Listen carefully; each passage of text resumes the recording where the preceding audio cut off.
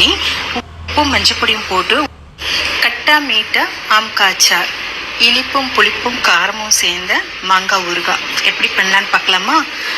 மாங்காய் ஒரு கிலோ போல் நான் எடுத்திருக்கேன். அது தோலோட கட் பண்ணி உப்பும் மஞ்சப்பொடியும் போட்டு ஓவர் நைட் வைக்கணும். மறுநாள் காலையில் மிக்சி ஜாரில் தலா 2 ஸ்பூன், அதாவது வெந்தயம், கருஞ்சீரகம், பெருஞ்சீரகம், அப்புறம் சீரகம், மிளகாவத்தில் ஒரு 10-15 உங்களுக்கு காரத்துக்கு ஏற்றாப்புல இல்லை மிளகாப்பொடி போட்டுக்கலாம். அப்புறம் இது கடுகு எல்லாத்தையும் ஒன்றா மிக்சியில் வினிகர் வச்சு அரைக்கணும். நல்ல பேஸ்ட் போல், ரொம்ப பேஸ்ட் இல்லை, கொஞ்சம் குறைன்னு அரைக்கணும். அரைச்சி தனியாக வச்சுக்கோங்க.